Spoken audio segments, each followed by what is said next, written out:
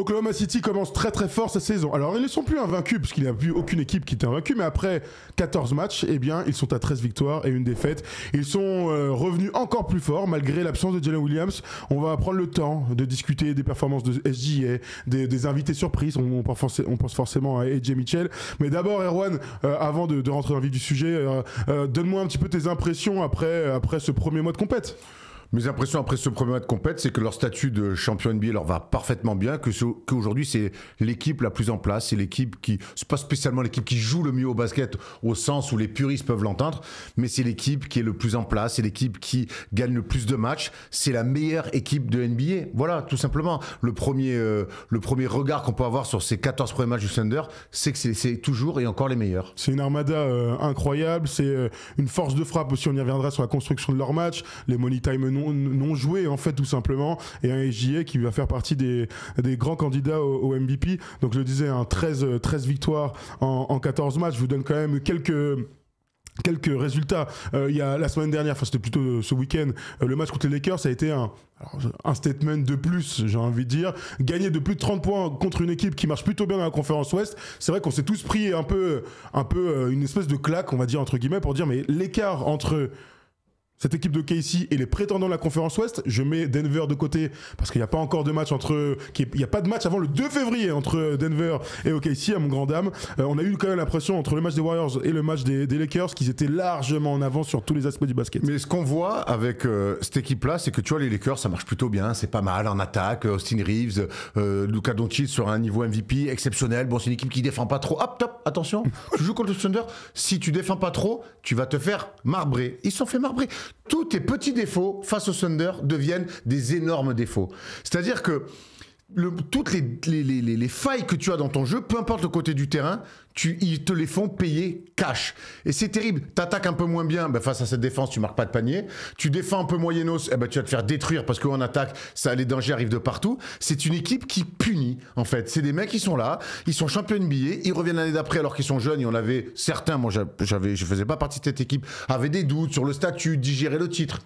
C'est en playoff ça plutôt, non, les doutes. Bon, c'est pas régulière. Ils sont tellement en place, ils l'ont été toute la saison dernière, ils l'ont été pendant les playoffs et je répète que les playoffs, ça a été peut-être leur plus mauvais basket proposé, je pense notamment face aux Nuggets. Même en finale, c'est pas leur meilleur basket. Mais ils ont réussi quand même à passer outre. Ils arrivent sur ce début de saison. Ils ont que des certitudes sur le banc, sur le terrain, sur leur leader. En fait, et je te dis, toutes les équipes qui jouent contre elles, même si elles font des bons matchs, et je pense aux Warriors aussi, qui 2 jours avant les Lakers font un bon petit match. La veille même, c'était back-to-back. Hein. Ouais. C'est même la veille, je crois. Hein. Peut-être la veille, mais en tout cas, ils jouent, ils font un bon petit match, ils s'accrochent. Après, ils sont un peu vieux. Sur la durée, c'est un peu dur. Sur la durée, dès que t'exploses et t'en prends 20. C'est une armée, le Thunder, sur ce début de saison. Là, je vous confirme bien, 126-102 le 12 novembre et 121-92 le 13 novembre. Donc back-to-back, grandement réussi. Ils ont détruit 2 des favoris, contenders de la conférence Ouest. Ouest. Dès que tu as un temps faible contre eux, tu ramasses un plus 10, plus 15. Ouais, clairement. Et souvent dans le 3e quart-temps. Il y a pas mal de similitudes avec les Warriors de 2015-2016, on y reviendra plus tard, mais c'est vrai que cette impression d'être un cran au-dessus de toutes les équipes, même celles qui sont plutôt en place et qui ont du talent. Cette impression d'à un moment donné avoir ce coup d'accélérateur, alors évidemment défensivement les Warriors c'était déjà le cas à l'époque, mais d'avoir beaucoup de contre-attaques, d'avoir des moments d'adresse, c'est 3-4 minutes, tout le monde s'y met, Isaiah Joe, Wiggins, je sais pas, Kayson Wallace, enfin n'importe qui est capable de surperformer sur un instant court pour se rendre le match facile. Ça c'est des trucs qu'on peut, tu vois, mettre en avant et faire un parallèle avec les Warriors d'il y a 10 ans. Ouais, c'est que c'était, on se souvient de le nom, le slogan plutôt, le leitmotiv, voilà, c'est ça. Des Warriors à l'époque, c'était Strength in Number. Bon, mais là, en fait, on retrouve complètement ça. La profondeur, elle est incroyable. Là, ils sortent aussi des gens. Et on va penser forcément à AJ Mitchell, qui était déjà dans le roster l'année dernière. On se disait, derrière Shea, c'est vrai qu'il manque un arrière meneur un peu. En fait, le mec, il était là, mais il était certainement pas prêt. Il était rookie. Voilà. On l'a vu être bon à un moment donné, c'est surtout. Il était certainement pas. Bon, bref. Hop, là, cette année, ils le mettent, il est à 17 points par match. Il fait presque oublier, même si on sait qu'il va revenir. Jalen Williams, c'est incroyable. Il me sortent un grand pivot blanc là aussi qui donne des très bonnes minutes. Bon, je me dis qu'en fait, dans cette équipe, tout va. Ils confirment leur statut de champion et de grands favoris à leur propre succession. Ils arrivent à avoir des inventions de joueurs. On adore ce concept-là. Enfin, aujourd'hui, qu'est-ce qui va mal? Qu'est-ce qu'on peut dire chez le Thunder et on va être honnête avec ceux qui nous écoutent. C'est que moi, je voulais faire le Thunder jeudi. Et le jeudi dans le First Day Show, on aime bien se dire, allez, avoir deux avis, oui, non, un petit peu un débat, quoi. Là, c'est oui. Et en fait, je dis, ouais, faut qu'on fasse le Thunder dans le First Day Show. Tom, il me fait, ouais, mais ça va être quoi les deux avis? On va débattre, ça va être quoi les deux avis? On va dire bravo, bravo, bravo, et bravo. Ouais, mais alors attends, on peut aussi dire, parce que bravo certes, mais bravo quand même. Voilà. Donc effectivement, on le fait aujourd'hui, et on fait pas une émission pour leur dire, peut-être que on leur rend hommage sur ce début de saison, parce que ce qu'ils font, je te dis, j'attends de voir Denver, et c'est presque dommage qu'elle soit qu'en février. Bon, du coup, on va attendre ce match, ça va faire monter la sauce. Mais ils sont en avance sur les 28 autres équipes. 29. Ben non, je mets Denver. Voilà. Ils sont en avance sur Denver, j'attends. Ils sont moi, tu connais de toute façon, dans mon idée, c'est Denver, s'il y a une série, va gagner contre KC. Mais bon, on aura le temps d'en discuter, on n'est pas là pour ça. Juste une petite question, parce qu'on a vu ce débat-là en début de saison. Tu penses que Denver même peut-être un peu plus fort qu'OKC sur une série. Après ce début de saison, c'est toujours ce que tu penses? Le truc, c'est que là, ils sont tellement exceptionnels, les mecs. Non, moi, je pense que Denver continue. Aujourd'hui, ma tech, c'est ils vont gagner contre cette équipe sur le basket.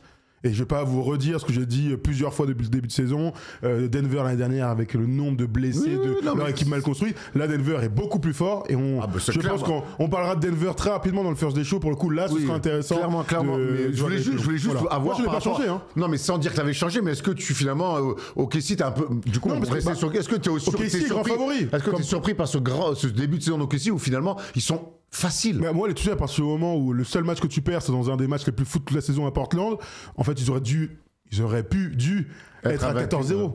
Okay. Donc oui, moi je pense qu'il faut toujours être surpris. L'année dernière, les Cavs, quand ils font 15-0, on est sur les fesses. Quand les Warriors 2015-2016 font 24-0, franchement c'est abusé. Donc cette équipe qui est, et tu l'as très bien dit déjà, ultra en confiance sur tous les aspects du basket, qu'ils soient les meilleurs de NBA sur la saison régulière, pas surpris du tout, qu'ils soient déjà aussi forts, on peut quand même se dire waouh, bravo messieurs, tu vois, bravo. Ils sont revenus pas plus surprenant, mais bravo. Ils sont revenus plus forts. On rappelle que c'était l'une ou l'équipe la plus jeune championne NBA. Il y a eu peu de changements. Ils ont signé des mecs. Ils savent qu'avec ce roster, ils ont encore 1 ou 2 ans avant de devoir faire des choix sur des mecs. Et j'étais persuadé qu'ils allaient revenir plus forts. Et c'est exactement ça. Ils sont revenus plus forts parce qu'ils ont un truc qui ne s'achète pas. C'est l'expérience d'un titre. Et là, tu le sens. Ils jouent. Je te dis, pour moi, je les trouve encore plus forts que la saison dernière. Oui, plutôt d'accord. Alors, on rentre un petit peu dans les individualités et on ira un peu sur les marges et ce genre de choses. On va commencer par Gilgeous-Alexander qui a... il est toujours dans les standards de MVP. Je vous donne ses stats. Il joue 33 minutes par match, 32,6 points, 6,6 passes, 5,1 rebonds. Il est exactement dans les stats de l'année dernière. Donc MVP en puissance, il n'y a rien à dire. Il y a une concurrence énorme en NBA. Et tant mieux, ça va être cool de se refaire ces débats-là. Jokic, pas Jokic, ou d'autres. Luka, il y a pas mal de mecs. On espère que d'autres vont se mêler un peu à ce débat-là. Pour l'instant, pour moi, ils sont 3. C'est vrai que l'année dernière, très vite, ça a été Shai ou Jokic. Ou Jokic. On se dirige un petit peu vers là. Il n'empêche que Gilgeous-Alexander est excellent, en pleine confiance. Son tir à 3 points continue d'être de plus en plus fluide, j'ai envie de dire ça. Il était déjà très fort avant, mais il en a parlé lui très bien dans la série sur Netflix. Il disait mon jeu, j'ai changé de dimension quand j'ai commencé à être une vraie menace à 3 points. Il le confirme sur cette année 2025-2026. Il est en pleine confiance et en pleine possession de ses moyens, ce mec-là. Ouais, c'est marrant parce que c'est peut-être le seul petit bémol, si encore le mot, je le trouve presque trop fort dans le jeu qu'il avait. Et je trouve que par rapport même à l'année dernière, où on se souvient où il en met, d'ailleurs il en met en finale très important à Indianapolis, mais je trouve que maintenant il prend cette facilité qu'il avait à prendre des pull-ups et à se les créer, il arrive maintenant à le faire à 3 points, de manière beaucoup plus naturelle. Tout à fait, donc c'est une vraie évolution là-dessus. On sait qu'avant, quand il les prenait, on avait l'impression que c'était un chouïa forcé, ou alors fallait qu'il ait du temps. Là, cette année, je trouve qu'il les prend, ça fait partie de sa gamme. Il a ça en magasin, ok, je peux shooter à 3 points, et c'est aussi naturel que quand je me stoppe à mi-distance, donc en fait, ça amène des problèmes encore plus aux défenses adverses. Puis je trouve que ce qui est bien autour de lui, c'est que très vite il y a eu la polémique sur les lancers francs où on est passé à autre chose après son début de saison où il a obtenu beaucoup de coups de sifflet. On est passé à autre chose et maintenant assez rapidement finalement. Mais c'est que ça a duré une semaine. Exactement. Ouais. Et on est juste, je me suis dit on va repartir là-dedans et en fait très vite on est passé sur en fait il est trop fort. Son petit mid-range là dans le short corner on adore et puis il met des crosses de l'espace, il est trop fort dans les fins de match. Ses finitions proches du cercle, on a souvent parlé de Kyrie Irving. Je trouve qu'on parle pas assez des finitions à effet, des angles que va chercher aussi Shai. Et puis je trouve qu'il dégage un truc, le smile, il parle avec le public, mais dans le bon sens du terme. Il est là, il est leader, il emmène tout le monde avec lui. C'est un leader cool, mais qui quelque part est un tueur silencieux. Absolument. Bon ben voilà. Hein. Petit sondage, vous pouvez participer avec nous. Est-ce que pour vous, SGA est le MVP du début de saison ? C'est à vous qui répondez et on prendra dans quelques instants vos réponses. Il y a une stat qui est assez dingue, je sais pas si tu as vu passer. Sur les 14 matchs joués par le Thunder, SGA a manqué, grâce au coaching et à l'écart de son équipe, 6 quatrièmes cartons. Donc il y a 6 fois où il s'est assis sur le banc en train de checker ses gars. Bravo les mecs, c'est bon, on a déjà fait le job. Et ça encore, c'est un autre parallèle à faire avec les Warriors de 2015-2016. Le fameux troisième quart-temps des Warriors où ils détruisaient tout le monde et puis Steph Curry. C'est vu ça, c'est 32 minutes à la fin de la saison.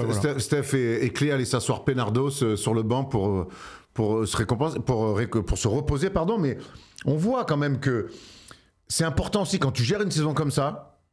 Eh ben, on sait que c'est long et que tu donnes de la marge. Quand je dis qu'ils sont meilleurs que les autres, qu'ils sont en avance sur beaucoup d'équipes, ça, c'est un exemple. De dire qu'en fait, il n'y a pas de money time, il y en a très peu.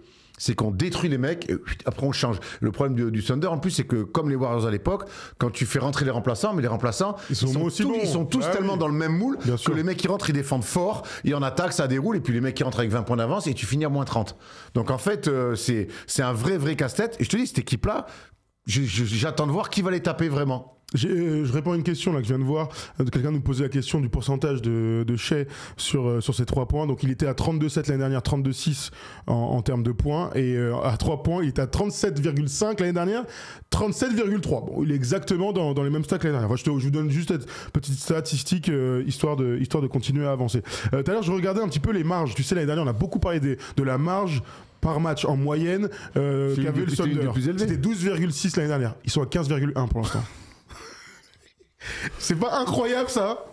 Ils sont sur une autre planète dans ce début de saison. Ils sont sur une autre planète. Ils cassent des gueules. Et il n'y a pas Jalen Williams, leur deuxième meilleur joueur. Alors, c'est là que je veux... Ça, c'est fou ça. C'est là où il faut aller. C'est que quelque part, il y a eu des blessés. Lou Dort a raté quelques matchs. Oui. Jalen Williams ne joue pas, mais il y a quand même des mecs qui sont revenus plus forts. Chet Holmgren assez naturellement. Voilà, mais Chet Holmgren, ce sont l'association Chet Holmgren-Arsenstein. Oui. C'est catastrophique à défendre. Arsenstein a quand même fait son meilleur match en carrière dans ce début de saison. Hein. C'est dingue. Mais c'est pas anodin. Non, et c'est pas un hasard non plus. Il joue finalement. Je te dis, c'est pas le passing game des Warriors, mais tout ce qu'ils font, c'est juste et ça fait mal à toutes les défenses. Moi, j'aime beaucoup le début de saison de Chet Holmgren. On sait qu'il a été blessé l'année où il est drafté. On sait que Jalen Williams avait pris un peu naturellement, c'est le passe de second parce que Chet Holmgren n'était pas là et qu'il avait du mal à enchaîner les matchs. On se souvient que l'année dernière aussi, il y a une énorme blessure sur son choc avec Andrew Wiggins, là où il se massacre complètement le bassin. Moi, je te dis, je le dis souvent, je l'ai croisé à Vegas en décembre dernier à la NBA Cup. Wow, j'avais du mal à croire qu'il allait pouvoir jouer 3 mois plus tard. Mais là, en fait, on trouve le Chet Holmgren sur le fantasme du joueur qu'on avait drafté. Fort à 3 points, capable d'aller dans le drive, fort défenseur, il met des contres, il est dans la dissuasion, il est bon passeur, avec Hartenstein qui est un bonheur de jeu sans ballon, short corner, sur la ligne de fond, se montrer aussi au pointillé. Quand c'est Chet qui prend la ligne de fond, il est toujours dans les bons espaces. Les deux là, il est fantastique. Et Chet Holmgren a repris naturellement le lead d'un numéro 2. Et je pense pas que ça va te causer de problème. On verra quand Jalen Williams va revenir. Mais putain, mais c'est dire que un mec qui est pas bien, il y en a un autre qui s'élève. Et c'est incroyable. Et Jay Mitchell, ça marche comme ça aussi. Donc il va revenir, comme s'appelle Jalen Williams. Et ça, tu vas voir que ça va pas poser de problème. Ils vont même être encore plus forts. Ce qui est sûr, c'est qu'il a joué 10 matchs. Il est à 29,6 minutes de temps de jeu. Il a 19,3. Donc énorme progression par rapport à l'année dernière. Avec les blessures qu'on a connues, Erwan le disait. 8,2 rebonds aussi.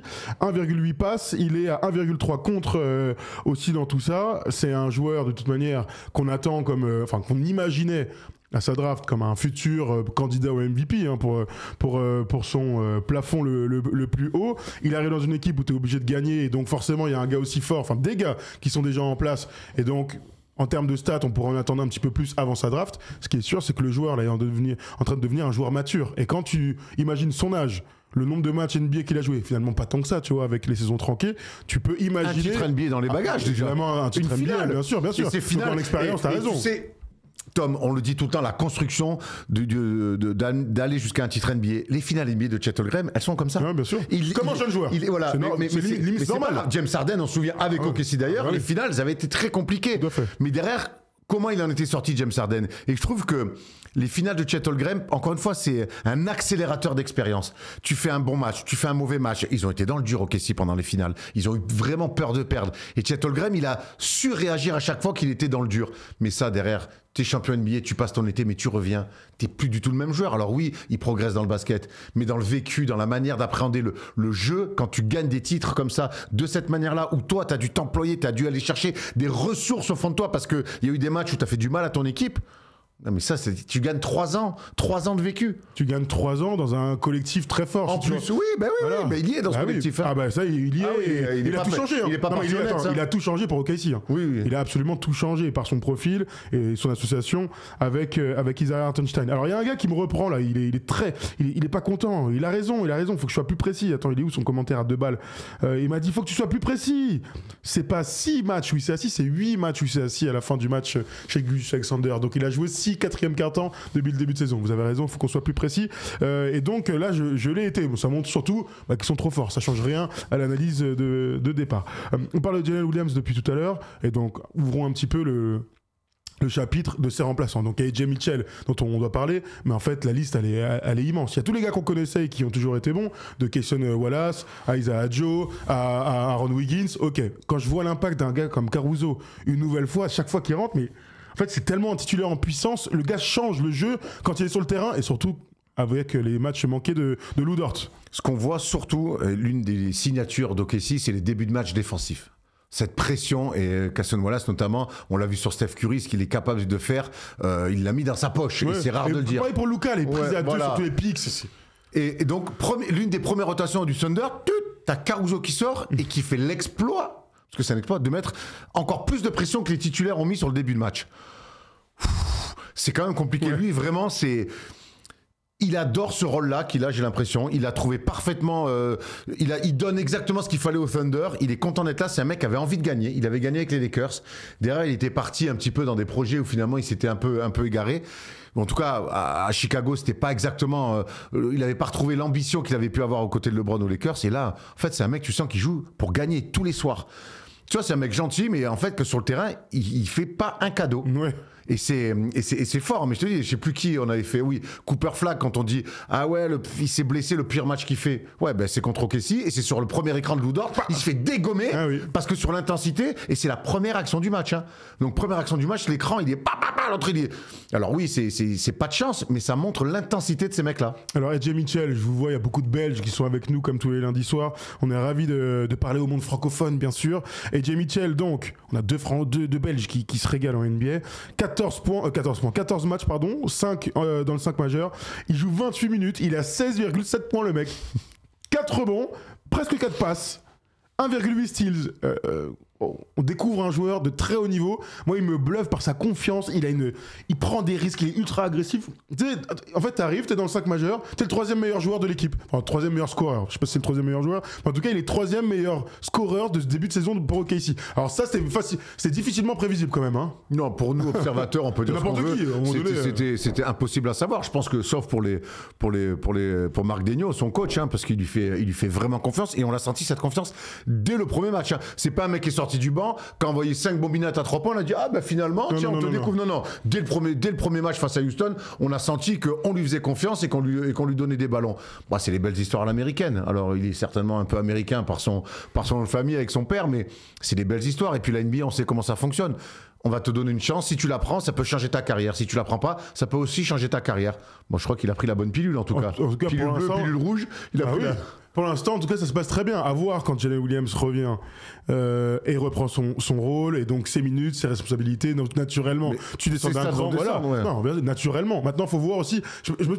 Je me pose toujours la question des mecs, surtout en NBA, quand t'as toujours eu l'habitude d'être alpha dog, et on en parle tout le temps, accepter un autre rôle. Je sais pas si vous voyez passer les édits de Patrick Beverley, qui était un des meilleurs jeunes, meilleurs meneurs américains, et qui tournait à 37 points par match. Devant Steph Curry. Il arrive en NBA, ça doit être un défenseur. Donc comment tu acceptes un rôle, même si t'as été bon sur un mois? Ok, ici, j'ai pas de souci a priori. Pas de Beverley, même avant dans la NBA, en Europe, il s'est fait un nom parce qu'il défendait le plomb avec l'Olympiakos. Il a dû accepter. Voilà. Non, mais il voyait ses petits copains qui étaient déjà en NBA, lui il a dû aller en Europe. En termes d'humilité pour un Curry, c'est difficile, mais il n'empêche que c'était le meilleur meneur américain de sa génération. Il a 37 points par match. Il fait finale de Coupe du Monde contre Nico Batum et tout. Ouais, tout à fait. Donc c'est aussi l'acceptance. Ce que je veux dire, c'est que AJ Mitchell, j'ai pas de crainte dans cette organisation qui marche très très bien, y a pas de souci. Mais je me dis toujours, bon, tu te vois beau, tu vois, t'es là, t'es magnifique, l'équipe carbure. Il y a Jalen Williams qui est All-NBA, All-Star, énorme contrat, il y a rien à dire, il revient, il reprend sa place.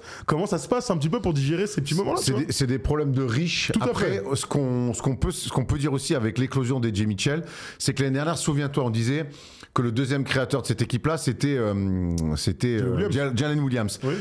Mais c'était pas non plus un truc naturel pour lui. Il est capable de le faire, Bien mais sûr. Il est all-around, il peut tout faire. All-around, mais voilà, c'est pas non plus un arrière qui peut tenir la balle. Le seul vrai arrière qui tenait bien la balle derrière sur des pick and roll, ben il y en avait pas. Là, ils ont AJ Mitchell, donc en fait, oui, il va moins jouer. Mais par contre, il remplit déjà une case qu'il n'avait pas l'année dernière. Et puis quelque part, ok, si le jour où il va falloir renoncer à des mecs pour des contrats max et que tu pourras pas signer tout le monde au maximum, ben lui il sera là, mine de rien. C'est possible. Lui il sera là, il coûtera moins cher que les autres. Tout à fait. 9 millions, il dit quoi? 9 millions sur 3 ans. Sam Presti est un sorcier, nous dit BGL Celtic. Il y a un peu de ça. Il a bien raison. On continue de dérouler un petit peu l'effectif. Le grand pivot blanc dont tu parlais, Erwan, c'est Brandon Carlson. Carlson, qu'on découvre lui aussi. Athlétique, mais des grands tomards, mais des contres.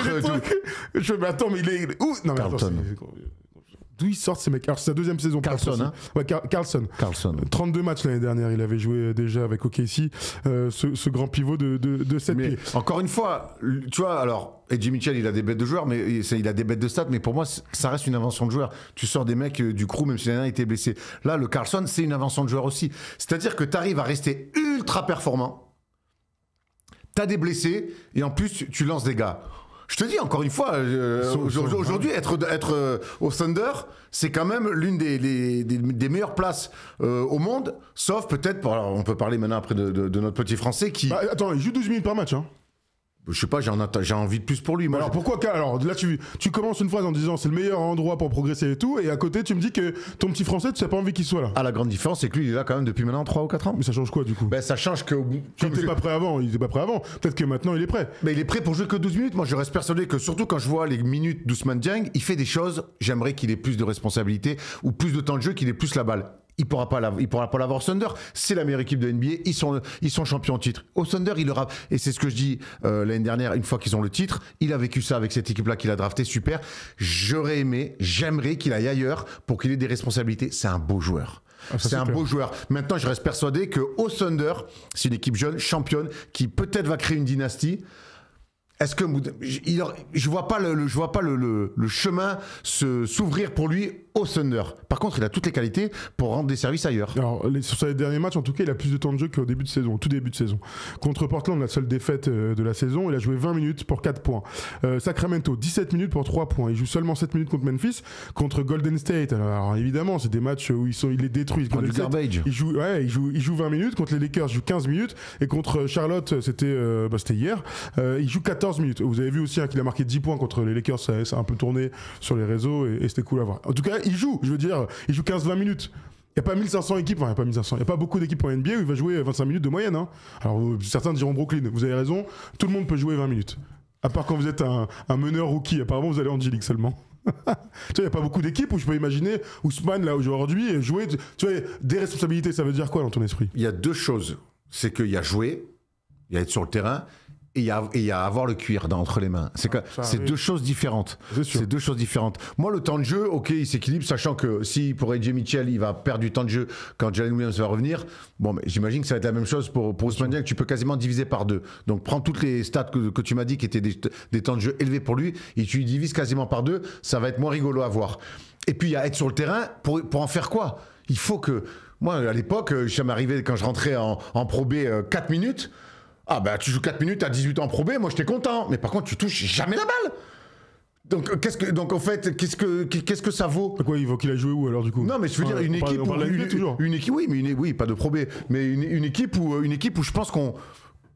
Je suis pas sûr, peut-être que je me trompe, qu'il y a un vrai projet d'Ousmane Dieng, pour Ousmane Dieng vraiment de l'installer. Pour moi, ils sont là, ils sont contents, c'est un bon jeune, ils l'ont drafté, il prend 10, 15, 20 minutes, il casse pas les couilles, et je sais pas, moi j'ai plus d'ambition pour ce gars-là, j'aimerais bien qu'il aille dans des équipes mid, où en tout cas on va lui dire, hey, tu viens, tu vas sortir du banc, tu seras notre 6e, notre 7e homme, on veut que tu prennes des tirs, on veut que tu vois.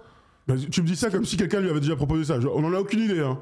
Tu vois, je sais pas. Il est Mais jeune. j'aimerais beaucoup en parler avec lui, tu vois. Ouais, mais moi aussi, c'est un jeune joueur. C'est un jeune joueur qui, en plus, a montré quand même des qualités athlétiques, des qualités en attaque. Je sais pas, je me dis qu'il y a peut-être une équipe. Il y a quand même beaucoup d'équipes en galère en ce début de saison qui savent pas trop où elles vont. Je pense qu'on pourrait, sans aller jusqu'à Brooklyn et Washington, je trouve qu'il y a peut-être des équipes où son profil pourrait l'intéresser. Ok, eh ben écoutez, on verra ça. Après, on dit ça aussi parce qu'on est français. Il y a d'autres mecs sur le banc. Je pourrais leur dire la même chose, mais j'en ai rien à foutre, ils sont pas français. Tout à fait. Vous savez évidemment que Sam Presti est un sorcier, comme disait notre viewer. Il est tellement fort que à la prochaine draft, ils ont le choix des Sixers qui est protégé 1-4. Ils ont leur choix de draft. Ils ont aussi celui de Utah protégé 1-8. Donc on va retrouver encore une fois OKC qui va jouer ils vont jouer les premiers rôles lors de la prochaine draft. Hein, ce qui est quand même dingue. Parce que c'est vrai que c'était même pénible. Hein, quand ils gagnaient pas un match, c'était les bas-fonds de la ligue.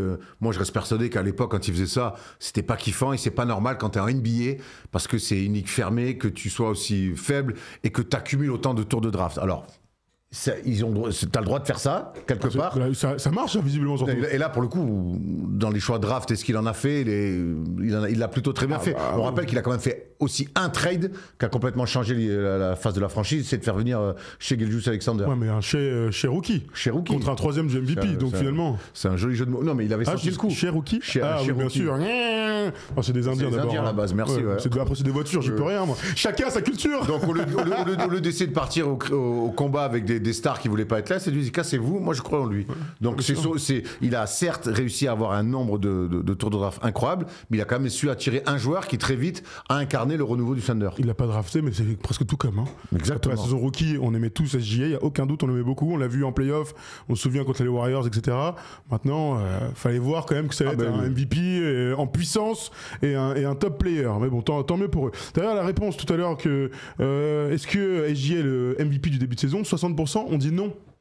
Tout est plutôt, tu vois, c'est vraiment une tendance. Je vais regarder aussi sur Twitch pour être complet, c'était sur YouTube. Sur Twitch, 54% non. T'en dis quoi, toi? Après, j'en dis que sur début de game. J'en dis que c'est encore très tôt dans la saison. Moi, j'aurais tendance aussi à dire non. Sur ce début de saison, tant Luka fait des choses incroyables, je vois Yanis faire des choses folles. Maintenant, c'est début de saison. Triple-double pour Jokic. Triple-double pour Jokic. Maintenant. C'est pour ça, là aujourd'hui, tu dis oui ou non? Non, je dis non. Ok, très bien. Parce que je dis non. Très bien. On va accueillir un auditeur. Du coup, pour répondre à cette question, c'est Jefferson. Est-ce que c'est Brandon Jefferson? Peut-être. Salut les gars, ça va? Peut-être Jefferson? Peut-être, je sais pas, on va reconnaître sa voix. Salut Jefferson, est-ce que tu nous entends? Ouais, parfaitement. Ah, bon son, bonne voix. Comment ça va? Ça va et toi? Impeccable. Et vous d'ailleurs? Impeccable. Ça va très bien. Écoute, tu rentres. Il a une belle voix. Ouais, il a vraiment une belle voix, là. Un crooner, là. Magnifique. Chante un truc pour voir. Non, je sais pas chanter par contre. Laisse-nous en juger. Alors, tu rentres dans mon équipe.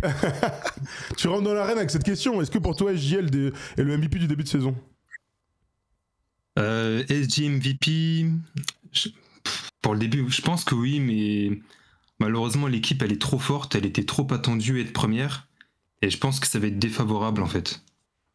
Et au niveau du MVP, je dirais plus Luka Doncic à terme, qui fait des stats de dingue et je pense que ça va compter.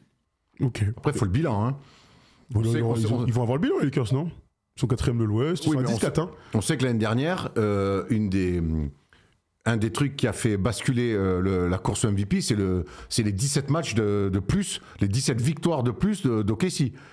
Et ça, c'est pas rien. Alors, j'entends et je comprends, et c'est souvent comme ça dans le sport, le délit du mec trop beau gosse. C'est-à-dire qu'il a une trop forte équipe, ça joue trop bien, et lui, il est trop fort. Donc, c'est toujours pareil. Tous ces gens-là, les beaux gosses du collège, on a toujours envie de leur casser la gueule parce que c'est comme ça. Mais quelque part, aussi, la confirmation, je sais pas. Moi, sur ce début de saison, je dirais non. Mais pourquoi, du coup, non? Parce qu'aujourd'hui, il n'y a pas assez d'écart encore dans les bilans. Et je trouve qu'il y a des mecs quand même qui individuellement font des choses qui me sautent plus aux yeux que ce que fait Shea. Ça n'empêche pas que l'autre, il est encore à plus de 30 points de moyenne et qu'il est fantastique.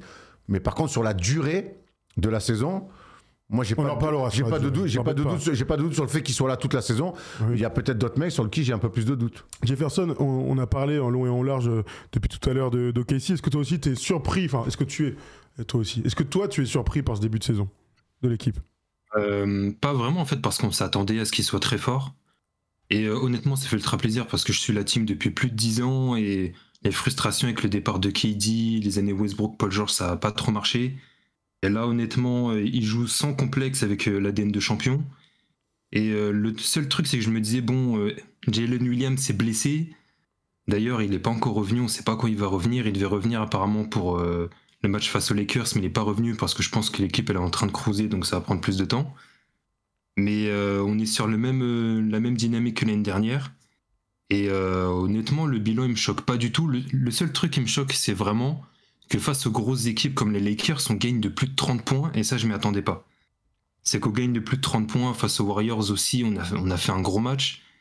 Et c'est vraiment le point qui me choque, c'est vraiment qu'on est vraiment dans une bulle, et il n'y a personne vraiment en NBA là, qui est à notre niveau, pour l'instant en tout cas. Ouais, c'est l'impression qu'on a. Mais encore une fois, moi, j'étais pas surpris qu'ils en mettent 30 aux Lakers. Il y avait quand même 25 points à la mi-temps, la différence était abusée. Oui, il n'y a pas eu de match, quoi. Tu vois, ils sont fait. Mais moi, je pensais quand même qu'il y aurait. Allez, qu'est-ce qu'ils gagnent? Oui. Là, on en revient, mais jouer comme les Lakers se jouent en plus. Face à OKC. Mais moi, je savais qu'ils... Alors, c'est vrai que ça allait très vite, hein. Milieu de deuxième quart-temps, il n'y a plus de match. Mais jouer avec des mecs qui dribblent, pick and roll central, toujours la même chose, qui jouent sur le talent. Bon, ben en face, c'est bon, les mecs sont trop organisés. Il n'y a pas un mec qui perd un duel. Donc, à partir du moment où Lucas, il passe pas un défenseur, eh ben, ça devient très compliqué. Austin Reeves, il passe pas un défenseur, ça devient très compliqué. Ben, tu peux plus mettre un ballon à DeAndre Ayton. Merci, bonsoir, au revoir. Il n'y a pas un mec en face, ça défend moyennement. Ça replie pas parce que les autres, ils cavalent comme des fous. Merci, bonsoir. Allez, 25 à la mi-temps. On n'a rien à faire sur le même terrain. Allez, next. Voilà. Quand j'ai regardé le match, je me suis dit, oui, mais en fait, les Lakers, ça a joué à leur manière arrêtée, là, un peu demi-terrain. Tu peux pas jouer contre le Thunder comme ça. Hein. Tu n'existes pas. La preuve. Je veux répondre à ça. Ouais, mais justement, en fait, c'est qu'on n'est jamais à l'abri d'un match de Luka Doncic à 50 points ou ce genre de truc. Ah, mais c'est là où le Thunder est supérieur, Jefferson, c'est qu'ils ne lui ont même pas laissé l'espace, le temps, la liberté de juste prendre un coup de chaud, de se dire, oh, attends, il est dans un grand soir. Non, ils l'ont éteint d'entrée. Alors, éteint à la Luka, il fait pas 4 points, mais... Ils ont rendu les choses tellement dures que non, même un grand Luka, il n'a pas pu exister, le grand Luka. Et c'est ça la force du Thunder. Bah ouais, c'est qu'on a une défense de fer, on a la meilleure défense de la ligue. Et je pense la meilleure défense peut-être depuis 10 ans. Hein, je pense, je vois pas une autre équipe qui m'a vraiment autant surpris défensivement depuis 10 ans là. Et je pense que c'est ce qui fait vraiment la différence. Quand les Bucks sont champions, c'est une belle armée. Alors ça dure qu'un an, mais c'est une belle armée. Ils mettent du bois, ils sont d'une dureté incroyable. Mais t'as raison, même sur les extérieurs, là, c'est à tous les niveaux parce que Holmgren et Hartenstein, dans tous les aider, reprendre les réductions de distance, les coups qu'il envoie, les bumps, il fait mal. Et Holmgren, t'as derrière, qui pour le coup, lui, un peu plus aérien, même si Hartenstein, il a quand même la glotte dans le cercle. T'as l'autre qui est en deuxième rideau avec ses bras immenses qui met des contres. Ils tiennent tous les duels forts. Il n'y a pas un mec qui est battu, donc du coup, tu donnes moins d'aide. Et si tu donnes moins d'aide, ben, tu coupes les lignes de pas. Enfin, c'est waouh. Qu'est-ce qu'on peut trouver de négatif sur cette défense-là, collectivement? Je ne sais pas. Appelez-nous si vous avez la réponse. Rien, je te rassure. Sachez que si vous êtes en Louisiane et que vous êtes ce soir en Louisiane, il y a un match donc entre New Orleans et OKC à 2h du mat, heure française. Il y a des places à partir de $12. Voilà, comme ça, j'adore vous donner les prix. C'est tellement, c'est quand même le champion en titre. Alors les Pelicans sont au bout du rouleau. T'as des places à $12, gros. Bravo aux États-Unis, quand même, parfois seulement. Avant de vous donner le programme de leur prochain match, on allait regarder cette petite cote chez les copains de Winamax. Ça va nous permettre de faire le parallèle. On va continuer le parallèle avec les Warriors 2015-2016. Regardez cette stat. Je vous rappelle que l'année dernière, OKC a fini à 68 victoires. Erwan, commence à maturer ta réponse. Est-ce que OKC, cette saison, peut aller chercher le 73-9 ? Alors même 72-10 si vous voulez des Bulls, mais le 73-9 des Warriors, voire battre les Warriors. Avant d'y répondre, comme d'hab, si vous voulez nous rejoindre, ça se passe sur Winamax pour les paris sportifs et ça se passe avec le code FT10. Depuis plusieurs années, Winamax est partenaire de notre chaîne. Et avec eux, tu peux utiliser ton expertise pour gagner de l'oseille en pariant sur toutes les compétitions de basket, sur les matchs, mais aussi, et ça on adore, parier sur les perfs des mecs. Tiens, je sens bien qu'un Serbe va faire un triple-double. Paris plutôt safe. Tu peux aussi miser sur qui sera le meilleur scoreur, le meilleur passeur et même miser sur les duos. Bref, l'offre basket Winamax n'a jamais été aussi complète. En plus, ton premier pari peut être remboursé en cash à hauteur de 100 € maximum. Et vu qu'on est sympa, on t'offre même un petit bonus de 10 € lors de ton premier dépôt avec un code FT10. Plus d'infos en description. On rappelle quand même, le plus important, c'est strictement interdit aux moins de 18 ans. On est là surtout pour s'amuser. Alors la cote était à 8, Erwan. Cote à 8. Est-ce que tu imagines cette équipe de KC alors faire mieux que l'année dernière, donc mieux que les 68 victoires, et pourquoi pas aller chercher ce 73-9? Et Jefferson, prépare ta réponse aussi. Hein. Est-ce qu'on prend en compte la cote où j'y vais directement sur le sportif? L'un va pas sans l'autre, Erwan. Ben, j'ai envie de la prendre cette cote parce que Cote à 8. Hein. pour toutes les raisons qu'on vient d'évoquer, c'est-à-dire que qu'est-ce qui peut arriver à cette équipe sur la saison? On imagine un trou en février? Absolument pas. Non. On imagine que cette équipe-là va la jouer trop facile? Absolument pas. Alors, le seul truc, et on touche du bois, c'est une blessure grave. Effectivement, là, ça peut changer. Mais moi, je ne vais pas parier sur des blessures. Donc, je crois que cette équipe-là, elle est tellement solide des deux côtés du terrain, sûre de leur force. Cote à 8 en plus avec Wina. Moi, j'ai bien envie de la jouer cette cote. Alors, c'est pas simple. C'est 73, hein? Ouais, 73. Égaler ou voilà. Encore. T'as pas beaucoup de marge. Hein. Non, t'as pas beaucoup de marge. Si, t'as 10 matchs, t'as 9 matchs. On se souvient. Il en reste 8 matchs à perdre. On se souvient, les Warriors, hein, mine de rien, quand ils en perdaient, on avait presque l'impression que c'était un drame. Donc, c'est fou. Mais oui, en tout cas, moi, je pense qu'ils peuvent l'avoir ils l'ont dans les jambes. Tu dis quoi, toi, Jefferson? Elle est bien cette cote en vrai. Hein. Moi, je suis pas trop d'accord. Enfin, c'est pas que je suis pas d'accord, c'est que je pense pas que c'est l'objectif de la team en soi. Je pense que l'objectif, c'est d'arriver première en NBA, d'avoir le meilleur bilan. Et en fait, arriver à 73-9 ou plus, ça va faire qu'on risque d'avoir beaucoup de fatigue dans les jambes. Il y a eu ça avec les Warriors justement il y a 10 ans et ils en ont payé le prix en finale. Les Warriors, ils perdent pas parce qu'ils ont les jambes lourdes. Hein. Les Warriors, ils perdent parce qu'ils se font caca culotte et que Draymond Green, il se fait suspendre un match catastrophique. En même temps, il met des frappes dans les couilles de Steven Adams. Puis, encore une fois, les Warriors, comme on dit, ils font 73-9, ils jouent pas un quatrième quart-temps. Donc là, quand on voit les branlés qu'ils mettent, l'année dernière, ils font 68, ils forcent même pas. Ils finissent avec une énorme série et tout en plus. Et je suis pas persuadé que ça soit, t'as raison, peut-être un objectif de début de saison, parce que c'est toujours aller gagner le titre, l'objectif de ces équipes-là, surtout quand t'es championne. Mais au fur et à mesure, quand tu arrives en février et que tu vois que tu as perdu 4 matchs, t'es compétiteur et c'est normal de te dire j'ai envie de rentrer aussi un peu plus dans les livres d'histoire. Moi, je crois pas que les joueurs en NBA, avec les égos qu'ils ont et comment tu veux marquer l'histoire, tu te dis non, moi j'en ai rien à foutre de battre les Bulls, d'égaler ou de battre les Warriors. Sachant qu'ils sont déjà champions, donc c'est des petits objectifs de saison quelque part. Enfin, petits, gros objectifs de saison. Pour aller dans ton sens, Erwan, c'est vrai SJ, il avait dit dans le starting, sur Netflix là, que justement lui, il voulait jouer tous les matchs et qu'il prenait chaque adversaire au sérieux. Donc je pense que ça rejoint aussi ton idée. Mais après, on sait jamais, on peut avoir peut-être... J'allais dire à un moment on perd 2 matchs, mais l'équipe perd 2 matchs d'affilée, mais bon, même ça, je sais pas si ça va vraiment, entacher le bilan, quoi. Alors, je suis en train de regarder quelques petites stats, je suis en train de vous les donner là en même temps. L'année dernière, pareille époque, n'est-ce pas? Ils étaient à 11-2 et ils ont perdu 2 matchs. Ils ont perdu 2 matchs de suite, Dallas et San Antonio. Donc ils sont passés de 11-2 à 11-4. Oh, la honte. À Noël, ils étaient à... Attends, ils étaient à combien de matchs, On était à 35, incroyable. À 25 à Noël. 25, 22... 25-5, 25-5 à la fin de l'année. Qui dit mieux? 25-5. Voilà pour les petits temps de passage. Et ils étaient à 10 défaites au 14 février. Leur 10e défaite le 14 février. Et donc, ils n'ont perdu ils ont perdu entre février et avril que 4 matchs. En vrai, ils ont toujours eu à peu près ils n'ont pas eu de mauvaise série, tu vois. Puis c'est une équipe, mine de rien, qui... autant les Warriors...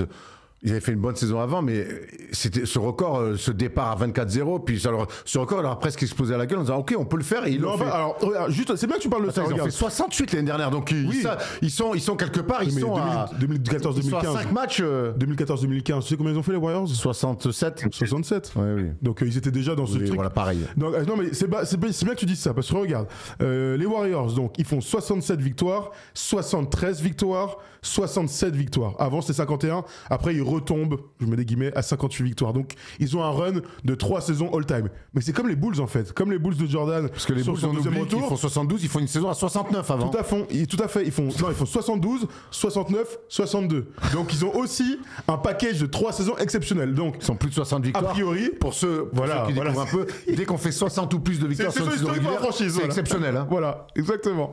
Donc OKC, à voir s'ils sont capables de faire 3 saisons, au-dessus des 65, 66, voire autour des 70.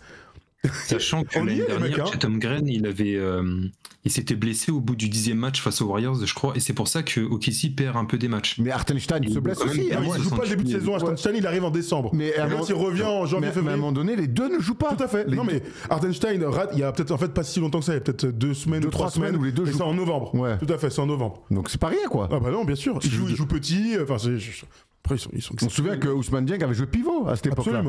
Absolument. Donc là, on est dans un run de playoff. Je regardais un petit peu vos commentaires. J'ai l'impression qu'on est tous sur la même longueur d'onde. C'est pas l'objectif de faire 70, mais je pense qu'on va se poser la question. On va se la poser. Moi, ça, faut qu'on arrête les pragmatiques. Non, nous, on s'en fout de ce record. Les Bulls, ils ont fait 72-10. 25 ans plus tard, on en parle encore. On en parle encore comme l'une des plus belles saisons de l'histoire. C'était un record qui a duré jusqu'aux Warriors. Et quand les Warriors les ont battus, on a fait des comparaisons d'équipes. Quand tu bats des records comme ça, quand tu gagnes plus de 70 matchs dans une saison et que tu bats des records, des équipes all-time comme les Warriors l'ont fait avec les Bulls, tout le monde parle de toi. Le record des Bulls de 72-10, il est resté très longtemps en vigueur et on en parlait tout le temps. Même ceux qui n'avaient pas vécu ça, on parlait du record des Bulls. 72-10, c'est incroyable, ça ne sera jamais battu. Donc maintenant, tu rentres aussi dans l'histoire. Et s'il y a bien une ligue au monde de basket où l'histoire prime sur presque tout, c'est la NBA. Donc moi, je ne peux pas croire que ces mecs-là, qui sont encore jeunes, qui viennent d'être fraîchement champions NBA, ils se disent on s'en fout de battre les Warriors. Ça serait énorme de battre les Warriors. Alors, pour le petit clin d'œil, pour être complet, 95-96, 72-10. 2015-2016, 73-9. On est en 2025-2026. Alors, C'est vrai. vous en faites ce que vous voulez, mais Sam Presti est un sorcier, n'est-ce pas? Ce serait incroyable. Et vous pensez que le fait que Jalen Williams s'est encore blessé, quand il reviendra, ça va peut-être pas poser un peu de problème dans la rotation, s'il retrouve pas son shoot, etc. Ils prendront le temps en fait. Quand t'as de la marge, tu prends le temps, t'es moins pressé. Alors je pense quand même que t'as des objectifs individuels, tu vois, retourner au Star Game, être encore au NBA. Individuellement, je pense qu'il aura ça. Mais ils sont trop intelligents, tout est trop, Ils sont trop en place. Voilà, il y a trop d'équilibre, tout va bien en fait. Donc il y a aucune raison de précipiter son, Et puis ça a pas son l'air. retour. Et on se souvient que l'année dernière pendant la campagne de playoff, il a beaucoup souffert, il est très blessé, il a morflé Jalen Williams. Ça n'a pas l'air d'être un sale mec. Tout à fait, beaucoup d'injections. Ça a pas l'air d'être un mec qui va arriver, qui va vouloir absolument reprendre ses stats, croquer, aller à l'encontre de ce qui est mis en place. Tu vois, cette équipe, elle a l'air tellement de bien vivre ensemble qu'en fait, il prendra le temps qu'il faudra et puis on lui donnera petit à petit du temps de jeu. Ou alors, est-ce qu'il va faire comme les Américains savent faire, qu'il va y revenir dès le premier match, il sera à 100% et qu'il remettra 20 pions par match. Mais en fait, moi, je suis pas inquiet sur son retour, même si il va mettre peut-être un peu de temps. Et encore, ça reste de la supposition à retrouver de l'adresse. Et alors, il y en a d'autres qui le mettront à sa place. En fait, pour moi, Thomas dit un truc tellement juste, c'est la marge. Ils ont une marge tellement énorme. Absolument. Dernier commentaire pour finir tout ça. N'oubliez pas que finalement, les Rockets, Portland qui a gagné, n'oubliez pas que les Rockets les ont mis un petit peu dans les cordes. C'est vrai. C'est un match que Houston aurait dû gagner. Ils ont gagné comme un champion. On est capable parfois de faire des matchs de traînards, entre guillemets. Donc voilà, on n'oublie absolument rien, mais on est surtout impressionné par le début de saison d'OKC. Merci à toi, Jefferson, de nous avoir appelés. Merci à vous, les gars. Bonne soirée à vous. Salut Merci. Jefferson. À la prochaine. Un vrai prénom quand même. C'est mieux que Jeff. Enfin, Jean-François, quoi. C'est mieux Jefferson. Salut Jeff. À la prochaine. Il est parti. Il a raccroché le mec. Tac. Il a même pas eu le temps, le gars. Bon, bref. Il est allez. là pour parler NBA, lui. Il est pas là pour parler prénom. Si vous êtes fan du Thunder, que vous écoutez en replay, les amis, vous nous dites si vous y croyez, vous, à au moins une saison à 70 victoires. Voilà, je vous le donne comme ça. Au moins, ce serait la 3e fois dans l'histoire. Donc, ce serait juste historique, tout simplement. Nous, on se retrouve pour une autre vidéo. On va parler d'Anthony Edwards et on va aussi parler de Alex Sarr.